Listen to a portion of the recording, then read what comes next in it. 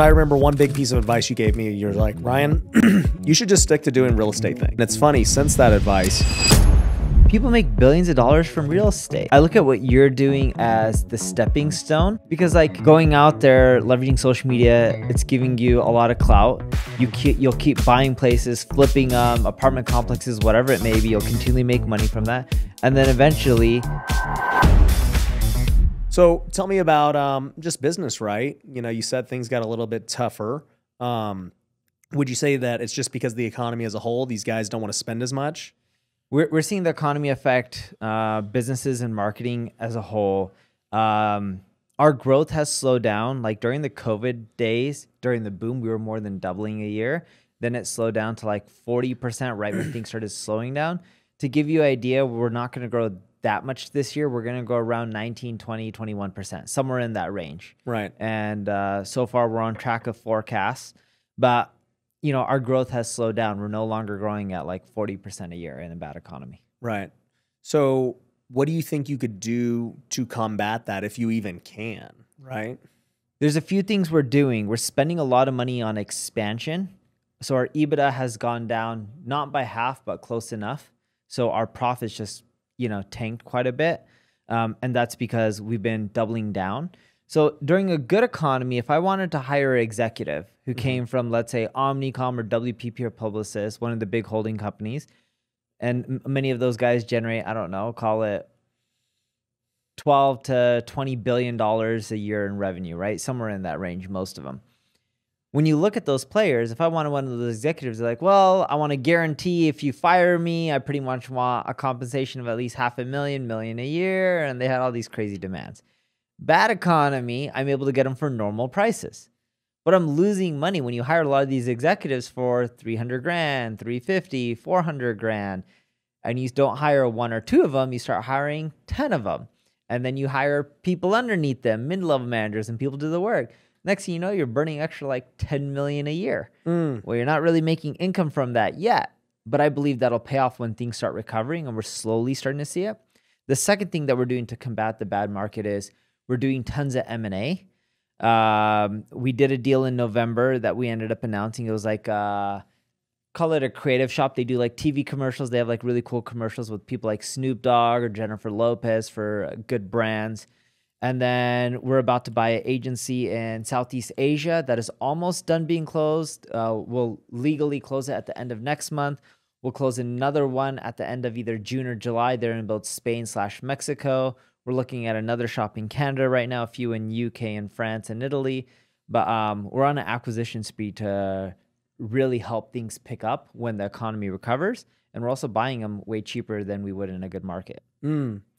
So tell me this, like, you've been in business a long time, especially in the marketing side, the software side, and everything else. And, I remember one big piece of advice you gave me. You're like, Ryan, you should just stick to doing real estate things. Like, that's what you do really well. Stick to that. And it's funny, since that advice, I have shut down some businesses. Have the t-shirt company and all that? Do you have any of them? No, we're not doing the t-shirts. I actually didn't even launch that afterwards. Good for you. So, I was like, all right, you know what? Me and my wife, we're not going to do that. It's just too much headache, right? Yeah.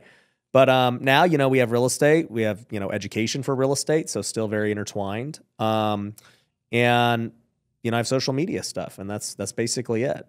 And just really focused on that and expanding the reach on everything we do with real estate and education. And my life's a lot easier. It is, and you're in a big market. Yeah. Real estate, people make billions of dollars from real estate. Yeah.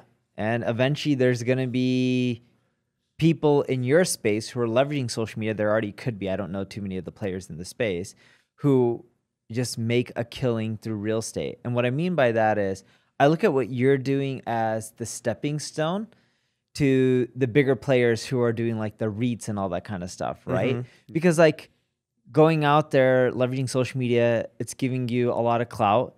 You'll keep buying places, flipping apartment complexes, whatever it may be. You'll continually make money from that. And then eventually institutions will see it, and instead of having to go get $500,000 checks or $100,000 or $1 million checks from people, you'll get people writing you $50, $100 million checks at once. You get a handful of them. You're really talking about a crap load of money then. Yeah, it's go time.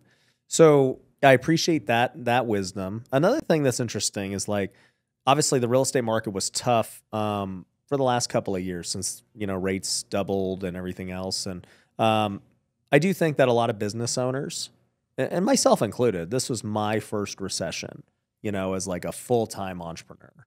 And it sucks. It sucks like having to go through it and, basically accept reality of like, man, there's a lot of things you could do right, but still the market is the market and it is what it is. Like, what are you going to do? All you can do is pivot and adapt. And especially like in the age of social media where it's like, you're over here saying, oh, well, bro, our profit's now cut in half. And you're like, yeah, it's all good. We're actually going to be in better position here whenever this thing does turn.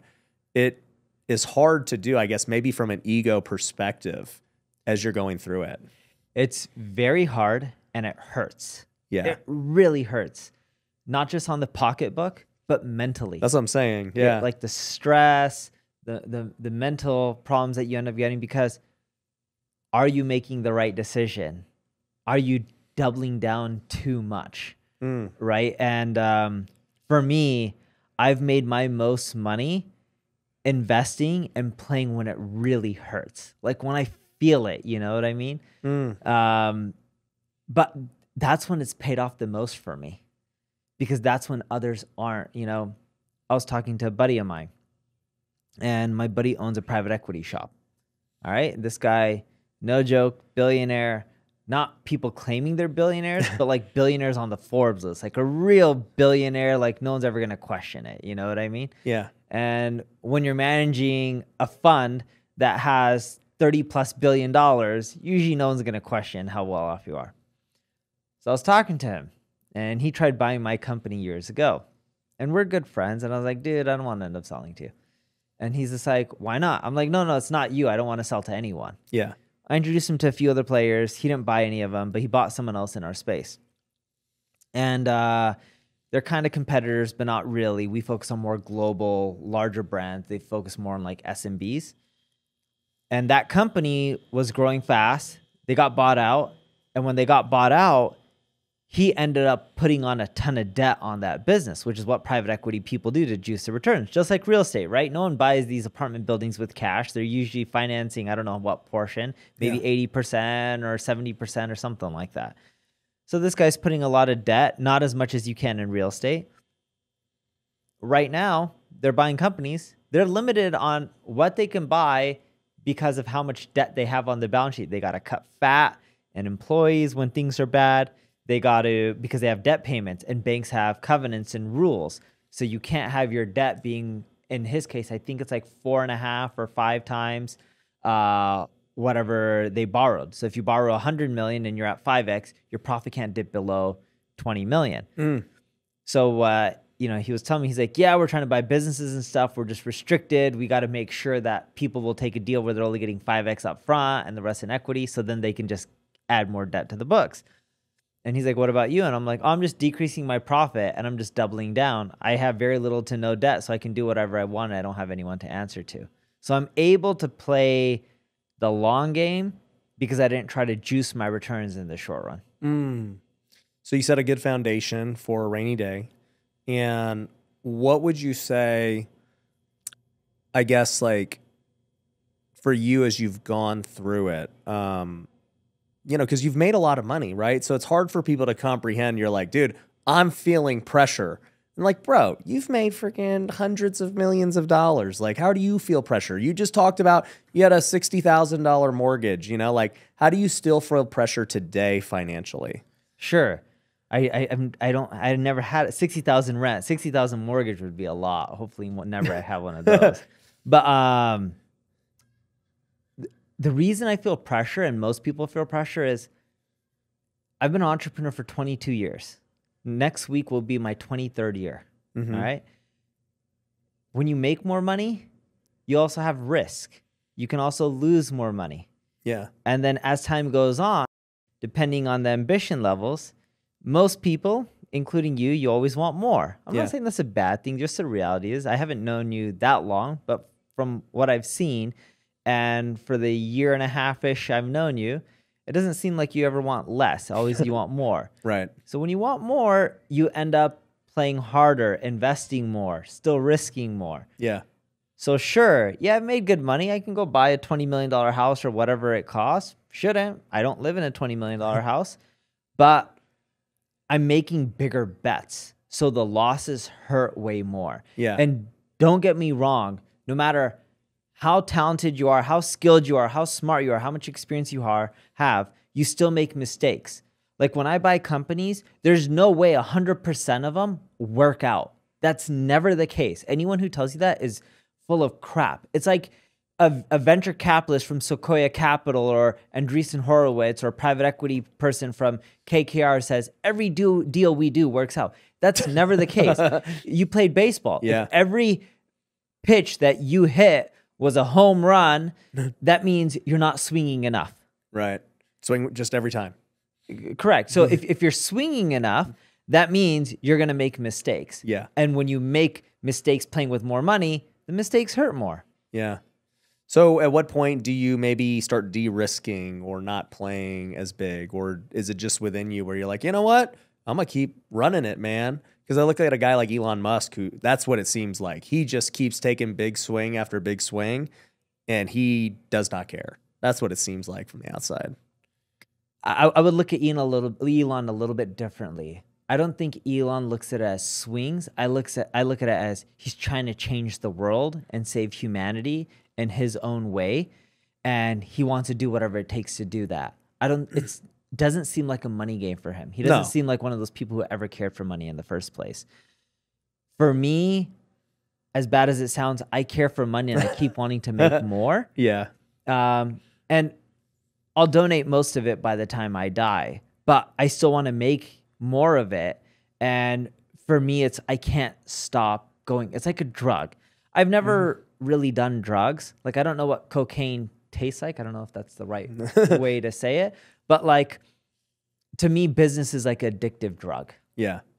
So there's nothing else for you to do. I can't stop. Yeah.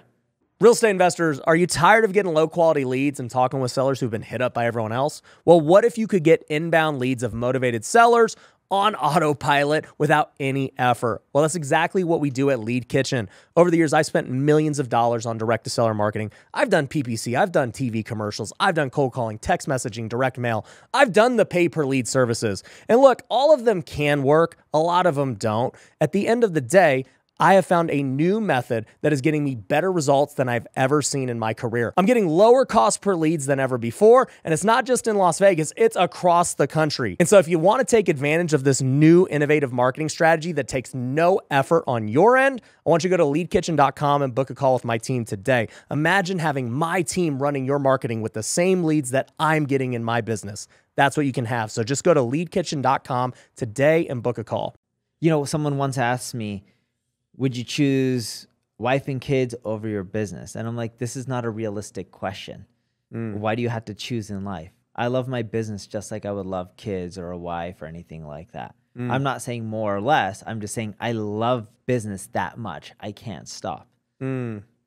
So with that, what do you see as like, I guess, your next evolution to reach this next level for you? Is it just continuing to keep doing the same thing and let the compounding results just follow? Or do you think that there's a big pivot that's needed for you to really reach the next level of business?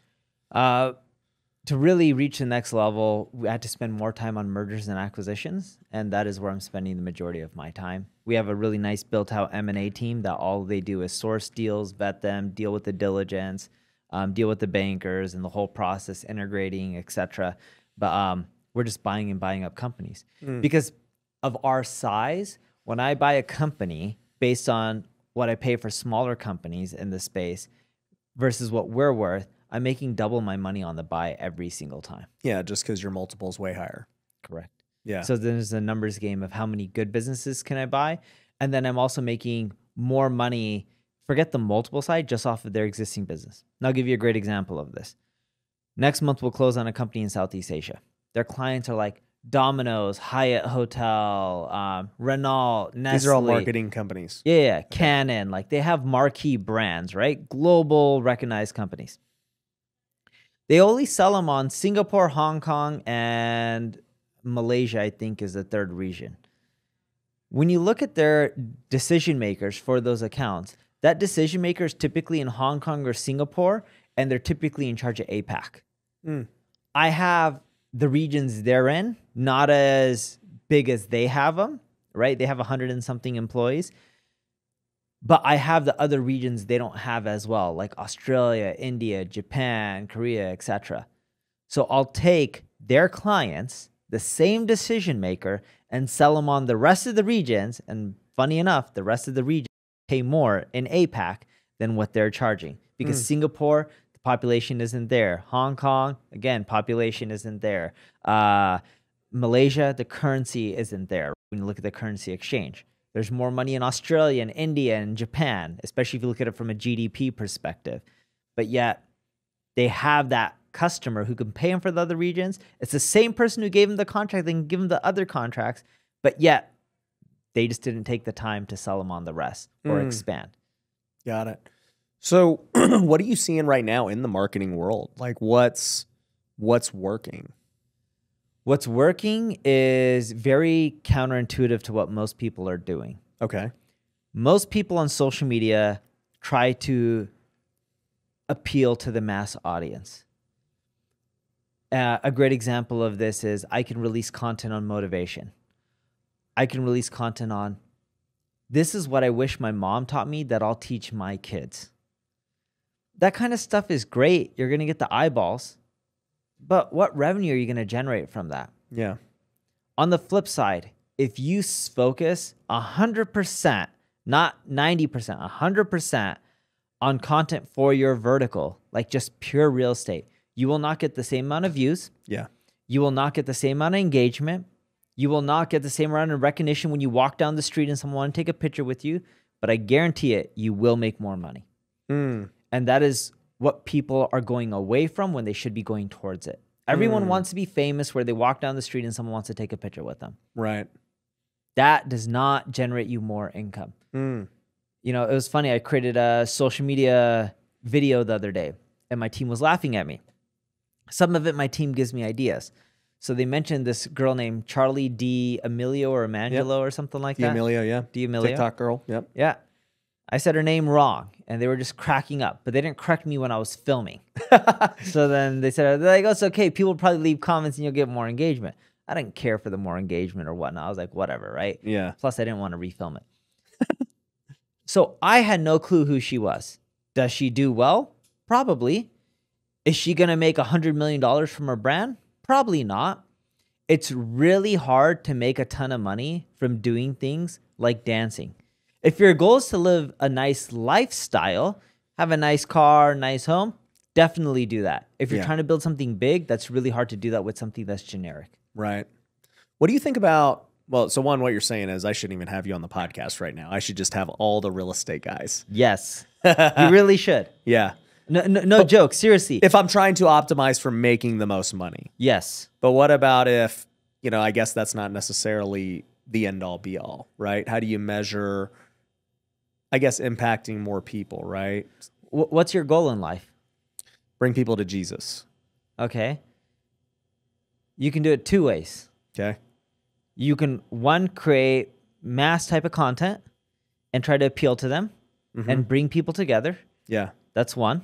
And you're a little bit on that track. Because if you look at some of your content, it's real estate. Some of it is not real estate, and it's just general life advice. And even though I'm telling you to create more real estate content, funny enough, I enjoy watching your content. That's also not real estate, right? But that's why we appeal, because you're not even a real estate guy, right? Correct. But here's the kicker. If you just focus on real estate, you probably in the long run will make more money. Right. With that money, you can use it to impact people and change the way people live their lives. Yeah, maybe not from a media perspective of reaching more people, but having more money to do more things. Here's a great example. This isn't religious, but it's political. You've heard of George Soros? Yeah. The big hedge fund guy? Yep. George Soros has given away most of his money. He doesn't really talk about politics. You know what he does? He makes sure that people like attorney generals are elected and politicians, and is funding so much so that way people change rules and laws and they adapt to his beliefs. Doesn't matter if it's right or wrong. That's just what he's using his money towards, right? It's his beliefs, and people are allowed to do that. If you have enough money, you can pull a lot of strings without anyone knowing you and make a lot of impact. Imagine that money going to churches and people who are knocking on doors. Yeah. Right? One of the richest institutions in this world is the Mormon Church. The Mormon Church has so many people going out there in different countries knocking on doors. Yeah. It's made a huge impact. So it really becomes, you can use money as the tool to create your impact, or you can create the impact yourself with media and technology and other things available to us now. Yes, but the way I would choose for you isn't one or the other. It is whatever your natural skill set is. Right. And it could be a combination of both. Right. Because a guy like George Soros doesn't have natural media talent. He does not. He prefers staying behind the scene. Yeah. He has one path. Correct. Yeah. You look at like a Gary Vaynerchuk, very charismatic. He has both paths. He could do either. Bingo. He can do business well, which he has. He's sold companies, built companies, etc. And he's also built media. George Soros was extremely well talented on the business and financial side. Yeah. One of the most talented people. You could see it based on his financial net worth at one point. Again, I say one point because he donated most of his money away, right? Right. But that's what his strength was. Like for me, the reason I focus on the business side and not the media side is I'm a numbers guy and I'm a business guy. I'm not a social guy. Like, but you do create social media. I don't spend that much time. Okay. It takes me 5 to 10 minutes to put out a tweet a day. Yeah. All right. That's all I have to do. Blog posts, hour a week. Yeah. I love writing. Filming my social content, I can get a whole month's worth of content filmed in less than 1 hour. What about your podcast? Oh yeah, podcast is more. Yeah. That, my co-host and I, that take us 90 minutes a week. But the podcast doesn't really generate much ROI. We mainly do talk about marketing, but it's getting away from that because my co-host wants to talk about everything, and I don't blame him. Sounds like me. And I was like, cool, let's give it a shot. And I'm not saying my co-host is wrong. We're getting more views. To some extent, he's also right. I'm optimizing for revenue, which is what I care for. He's not. He's more like me. Yes, he's optimizing for attention. Like he'll interview people. His name's Eric, great guy. And he'll interview people on things like, there was a girl that he interviewed called My Rich BFF, I think her name was. I think I've seen that. And she talks about like, if you're not quitting your job and switching jobs every few years, you're making a big mistake because that's how you make the most amount of money. And it's just like, for me... You're like, no. Yeah, but like, forget what I believe on that. That generated him well over 1 million or 2 million views, maybe even like 4. But I don't care for that because I'm like, that's great. It is getting and building up his brand, which is his goal, and he should do more of it if it's his goal. For me, I'm looking more so like, we had a big cell phone company, one that no one really pays attention to because it's not Apple and it's not Samsung, but yet they still make billions and billions and billions a year in profit. And they're just like, oh, we need help with our marketing for this one division in 14 countries, and we want this specific type of marketing. And if you do well, we'll give you more regions and more service items and more marketing channels. So then they said, out of all the corporations that we tested out, we like you. We're going to test you out in Canada. We'll start you off with $160,000. Not a lot of money, but for only one type of marketing, which was specifically SEO. Once I get the other 13, now you're talking about over $1 million contract. Yeah. And then if I start getting paid media, social media, etc., now you're talking about maybe a $3-4 million contract. Then you start getting different divisions, washing machines, televisions, etc. Now you're talking about a $10-20 million contract. You get what I mean? Yeah. I want more of that. I don't get that from creating tons of content. It does come, and social media content does help a little bit, but the type of content, like I had Alex Hermosi who texted me yesterday. He's like, love the Twitter content. And I was like, doesn't get the reach that you did. And he laughs and he's like, I share it with my team.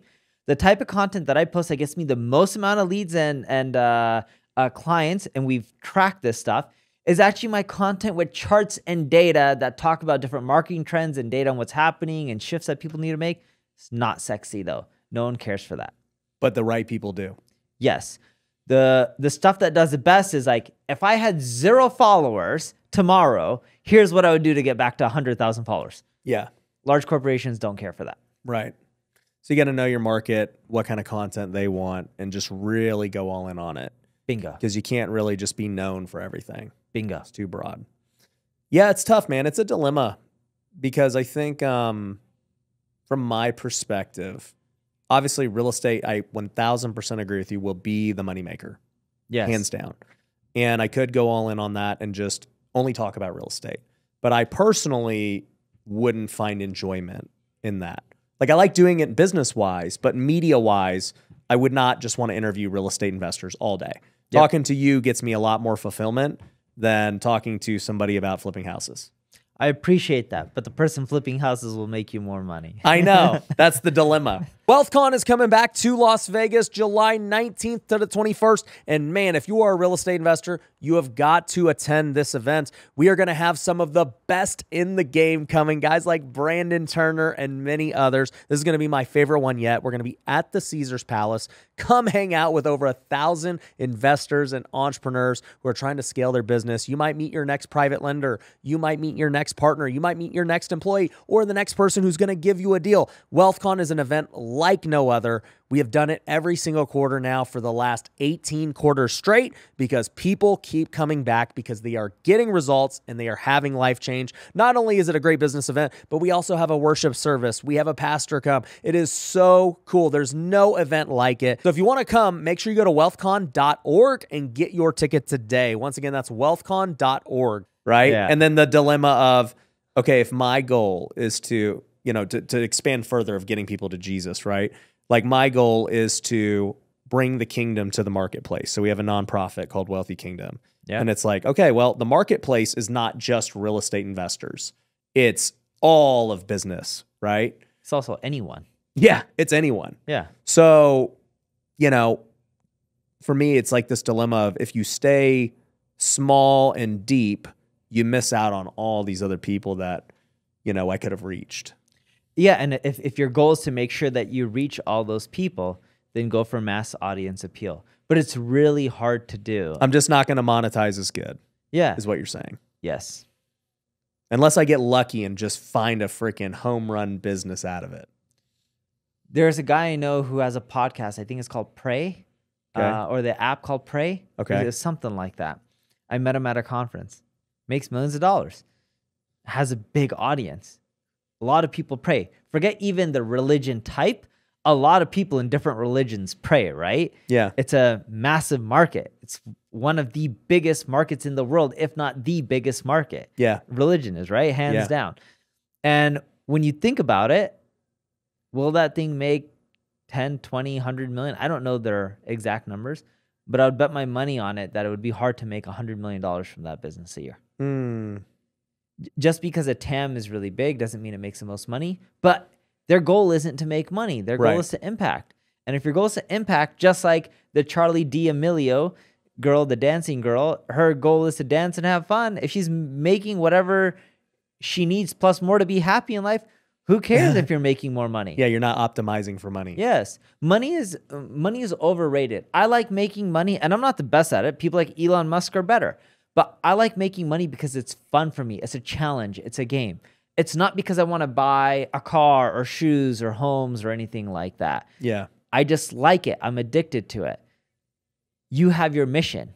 It sounds like you're really passionate about your mission. Yeah. Go for it. You already have enough money to live a very comfortable life, and so do your kids. Yeah. And you'll make more money, and you're still growing in a bad economy, so life's good. Keep doing what you're doing. Yeah.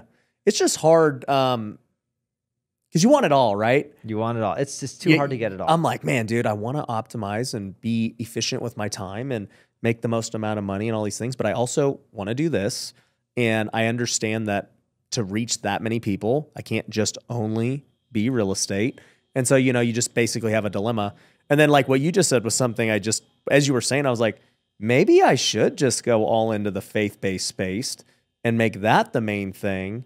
And then, all the other things that come into that are, like, okay, you guys want to learn real estate? Cool, let's do it. But yeah. Well, you've done real estate online for a while now. Yeah. Is it most of the money you raise online from your social platforms? Yeah. All right. Then keep doing it and don't. Do a mixture. Do a mixture. Yes. Because the last thing you want to do is kill the golden goose. Yeah. It's true. So I'm going to focus more on real estate. And actually, I'm going to have to sit down and think what I want to do. Every time I talk with you, I'm like, I'm going to recontemplate my life. I really do think financially you would make more money if you focus more on real estate. You're good at it. Mm-hmm. I've talked to you about real estate. I've talked to other people. You're just good at it. Your brain works really well for real estate. Mm-hmm. I've lost more money in real estate than I've made money in real estate. I've had really bad luck in real estate. Mm. Right? Let's talk about that. Just business mistakes. What are some of the biggest mistakes you've made that you've learned from? Business or real estate? Business. The biggest business mistake I've made over the years is not enough focus. And there's actually two big mistakes. I'll actually sum it down to three big mistakes. The first big mistake is not enough focus. Trying to do too many things at once just doesn't work. If you look at most people who have built big corporations or have done well on the Forbes list, it's typically through one thing. You'll see some people like Elon Musk, but they're really rare. That doesn't truly exist. You look at LVMH. LVMH isn't a clothing company. LVMH is a private equity company that's been gobbling up and buying companies from day one, right? And most people get that wrong. So focus is really important. Warren Buffett and Bill Gates were asked one time in their life to write down on a piece of paper the most important thing, and they put down focus. And they weren't talking to each other, it just happened to be the same thing. I saw that many, many years ago, still didn't hit me. It hit me maybe 4 or 5 years, maybe 6 years after I saw it. The second big mistake that I made is going after too small of a TAM. TAM stands for total addressable market. Dude, no matter how good you are at marketing, if you were doing this for pink t-shirts, I'm making it up, for men, all right? Nothing wrong with pink t-shirts for men, but it's a small market. How many men do you see wearing pink t-shirts? Right? You could have the best content. People could love you. You're only going to make so much money selling pink t-shirts to men. It's just like, I think it was Cardi B who was selling vodka-infused whipped cream. Yeah. That's a crappy market. Right. She wasn't making $10 million a year in sales from that with all her 100+ million followers just on... She just picked a terrible market. She picked the worst market ever. Yeah. Most people aren't looking to buy whipped cream and be like, man, if this had vodka in it, it would be so amazing. I don't know where the heck her team came from up with that idea. It was the crappiest idea I've seen in a long time. But these guys making whiskey and tequila, they're killing it. Huge market. Big market. Yeah. Right? So I focused a lot of time on businesses that were features instead of businesses that were market. For example, hey, let me just solve this one little problem for your business. I'll give you a great example of this. Do you remember Intercom back in the day? Intercom would be like, oh, we can add a chat to your website. Okay. Well, if you had a chat to your website and people are giving you their contact information, well, wouldn't you want it to help with support? Wouldn't you want to help with it if it was a CRM as well and would track all your data and sales and everything? Just a chat piece is a feature. If you add in CRM and data and analytics and support and all this kind of stuff, now you actually got a product. You look at companies like HubSpot, they have the chat feature. You look at companies like Freshworks, they have the chat feature. Freshworks is public and so is HubSpot. They've crushed companies like Intercom. Intercom was just a silly chat feature, and that was it. Never really evolved to much more than that. So you can't have a feature. You need to go after a really big market because the amount of marketing you do, it takes the same amount of effort to hit a single as it does to hit a home run. The question is, which one are you going to hit? If you're in a really small market, you can try swinging for the fences, but you'll never get past first base. Right. The third mistake I made was trying to figure it out on my own. And you can always hire, but the big mistake I made wasn't hiring, it was hiring the wrong people. I believe that, you go and you find smart people from like a Harvard or Stanford or wherever, they have to interview well and all this kind of stuff. And sure, education, interviewing, culture, all those things are important. But one of the most important things that people take for granted is hiring people from your space who have done it successfully before. And I'll give you a great example of this. My CEO spent his whole career running ad agencies. The first company he was at was a company called iCrossing. He was in charge of, did well as a sales rep, then in charge of sales, then became the COO, and then it sold to Hearst Media, the family that owns they own part of ESPN, the Hearst Corporation. They own a lot of stuff. All right. Then from there, he went to go run a company called Covario as the co-CEO. And I think it sold to Hearst for maybe like 300 or 400 million. It was a decent sized exit. And this was a long time ago. So back then the money was way more. Then he went to go run a company called Covario as a CEO, built it up, sold it to a company called Dentsu. They had a division called iProspect. It was a big publicly traded company in Japan. His division was in charge of, he was in charge of 7,000 people globally as a president. He eventually COO at the beginning, then president, and was running more and more.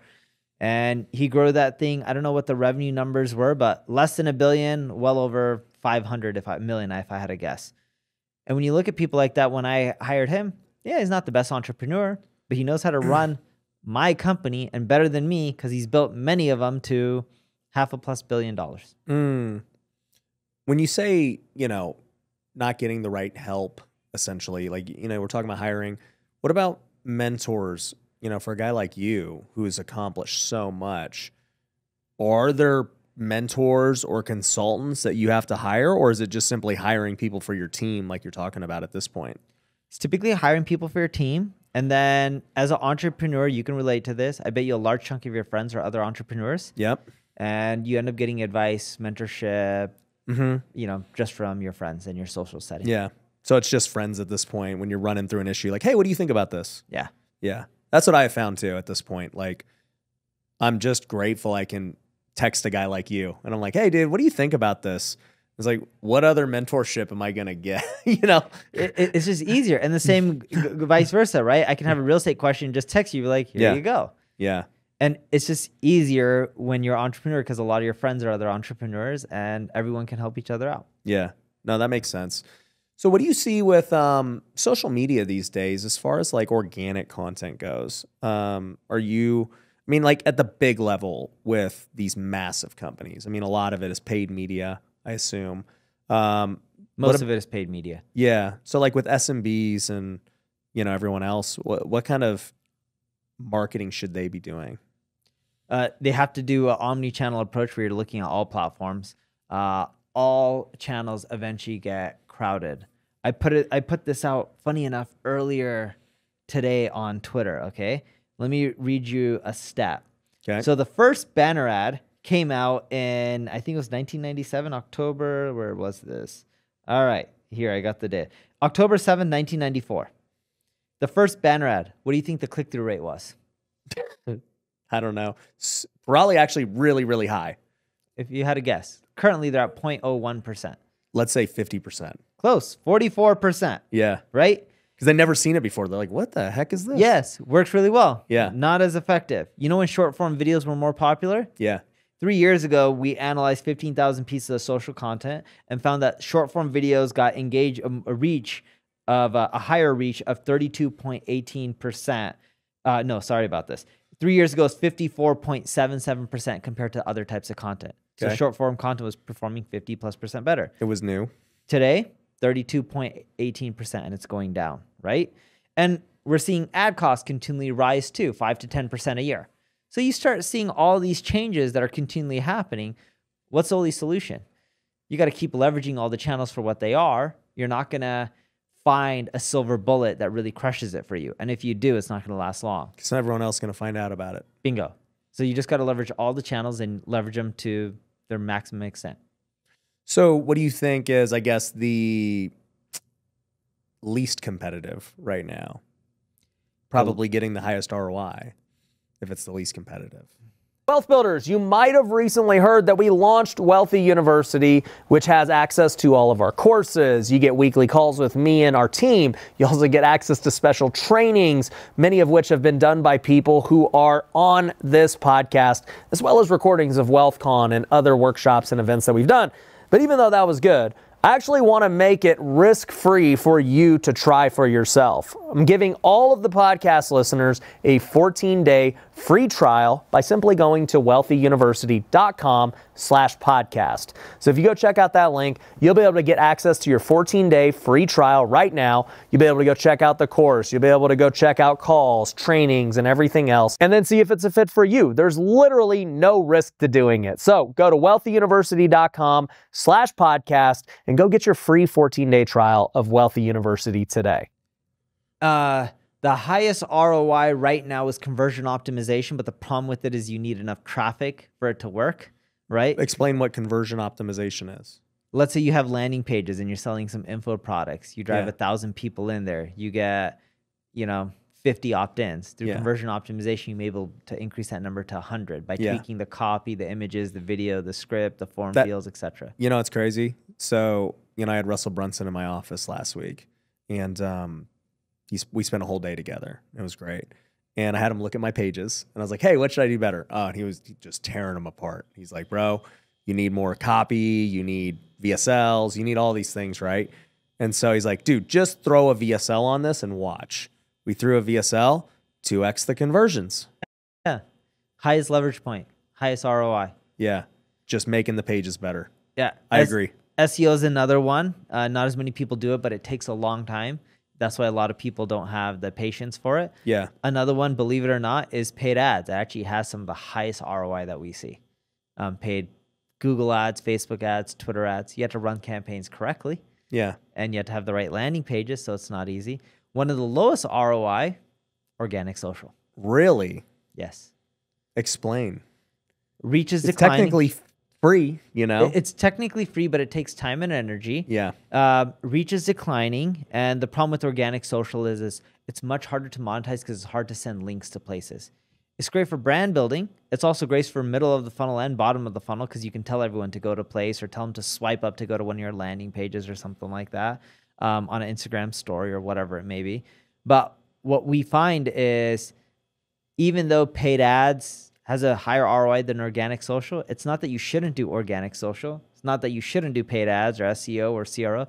It really is to grow well. You got to do a combination of everything because that's what the market is doing. Everything is competitive. Yeah, it's omni. It's Yes. just you have to do it all. And I've seen that too, where it's like you run a paid ad, and guess what? If you have no organic content to send them to, they're gonna look at it and be like, "Is this company real? Is this person Yep. legit?" Like, if there's no organic content, then what? You're screwed. Yeah, it's like when you run ads, people can also see all your social media profiles. Yeah, It shows credibility. Yeah. You're more likely to convert and generate revenue from it. yeah. Even if it's not right then and there, they're Correct. gonna get caught in the funnel. So, with that being said, with conversions being like the biggest opportunity, right? You're just optimizing your website.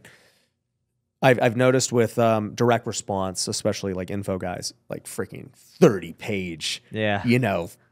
Copy and VSLs and testimonials and all this stuff. And then, you go to big brands and clearly they ain't going to do all that stuff. No. So like, what's right? You have to keep in mind the big brands are big brands. People trust them. What works for you, Amazon doesn't have to do because everyone knows them. Yes. So we run conversion optimization techniques for SMBs and enterprises. And most of the time for enterprises, it never works out as well as it does for SMBs. The conversion rates are naturally higher because of their brand affinity. You can still get lifts from conversion optimization. They won't see like a double lift from adding a VSL like you will. Yeah. Coke doesn't need it. No. Even Apple, you have the Vision Pro. Having a video for the Vision Pro will not double Apple's conversion rate like it does for you. Even though it's new and people don't really know it. Like, I would understand that for the iPhone. It's like, bro, everyone knows what the iPhone is. But even a new product, it doesn't really make a difference. It helps explain. You can have images, you can have GIFs, you can have it scrolling. You can put the content to explain what the product is in many different formats, right? But if you look at Apple's page for their Vision Pro, they're not really selling you hard on it. They're like, check out the features. Yeah. It's more of a demo than an actual VSL. How valuable do you think it is to Apple when a guy like Marquez Brownlee makes a video about the Vision Pro and it goes and gets 20 million views? It helps bring more brand awareness and buzz, but everyone talked about the Vision Pro. News stations, stock channels. They were just getting all this content for free anyways. Yeah. Go to any Apple store. You will find a Vision Pro available for sale. It never once sold out. When I went to the store, I purchased my Vision Pro before you could buy them from the store. And you know what? The day it was released from the store, I went to the store and I'm like, my Vision Pro hasn't came. It's going to come in like 3-4 more days. What the heck? I ordered it online. And they're just like, oh, well, if you want, you can just buy it from here. I didn't go early in the morning. I went later in the day. It was still there. They had no appointments that day for you to demo a Vision Pro. They were booked for days. But for me to just go in and buy one, they're like, sure, we have tons of them. Do you want one? Wow. So it's not catching steam. It's $3,500. I know. It's so expensive for It's most crazy. people. I bought 2, and then I had to wait for the refund on one of them to kick in. Yeah. And then eventually I didn't like the one I bought as well and I was using. I returned that as well. And what ended up happening was I'm like, man, this thing is so heavy. It's hurting my eyes and all this kind of stuff. Amazing technology. What I'm waiting for is for it to be glasses and smaller. And if Then they had it'll that, be legit. yes, if they had that version for $100,000, I would buy that tomorrow. Wow. I love it. Yeah, I would even pay like $200,000, $500,000 for it. I think it's Really? like that amazing technology. Wow. And the crazy part is at some point they will have it and it'll be a couple $100 or whatever the case is. I don't know if it'll ever be a couple $100. I think the tech, when it gets smaller, is just going to get harder and harder. But I agree with you. It'll get more affordable and they'll figure out how to make it. Maybe it's the cost of an iPhone. Exactly. Right. Yeah, like iPhone is $1,000, I think, right? Or Yeah. $500. I don't know what they cost, Yeah. but something like that. Yeah. So with the SMBs, you do believe that more copy, more videos and all that will help most people. Yes, because people optimize conversions the wrong way. People look at things like as a lead or a click, and they're like, oh, let me just have a form field on the page and very little copy so I get the most amount of most amount of leads.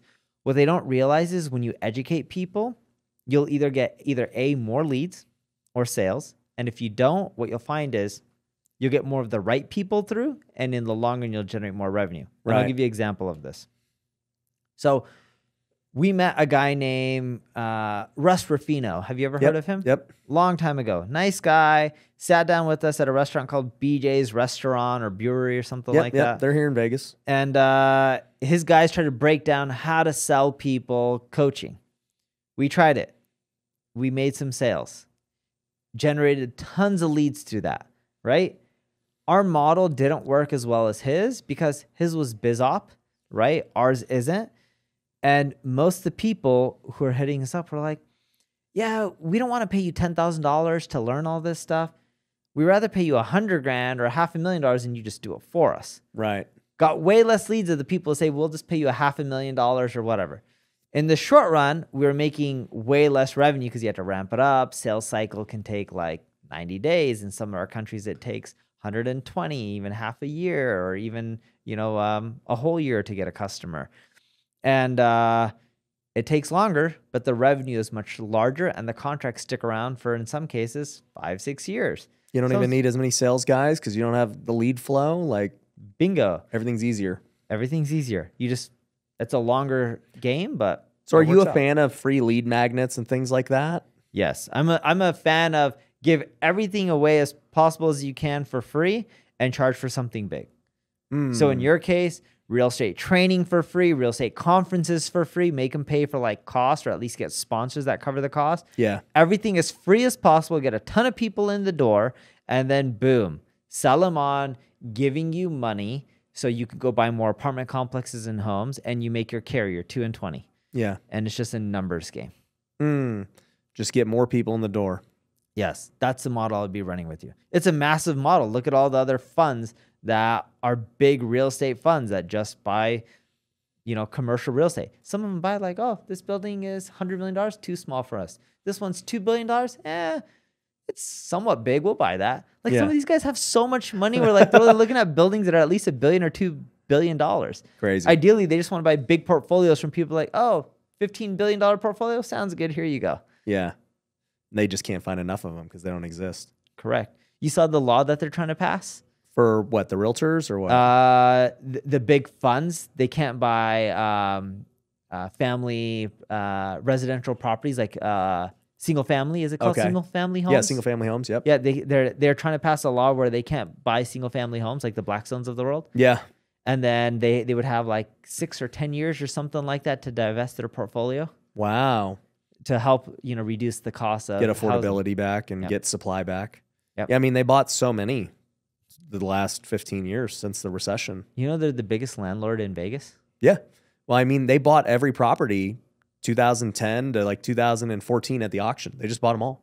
Yeah. And they were paying above market value.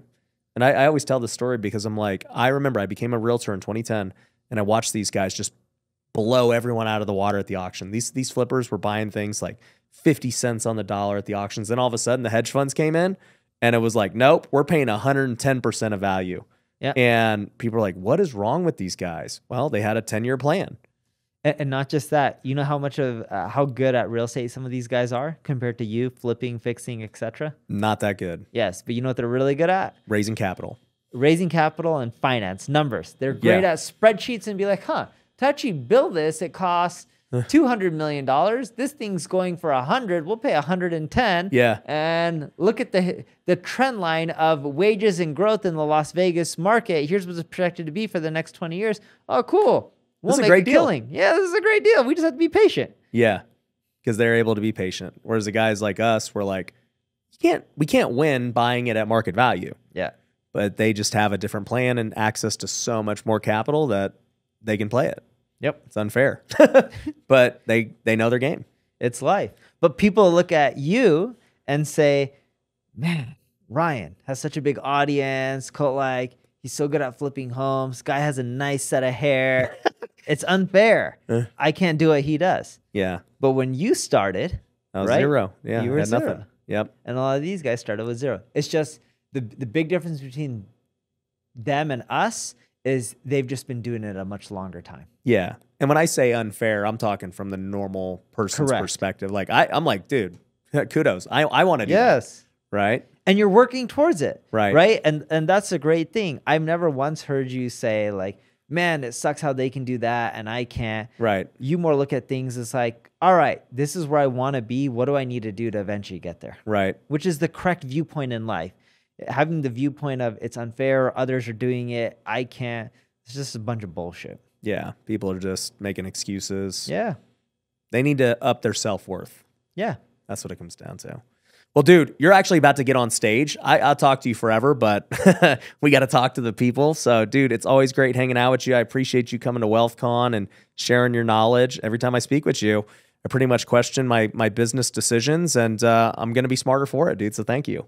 Thanks for having me. Yeah, guys, make sure you're subscribed, and we'll catch you in the next one. Peace.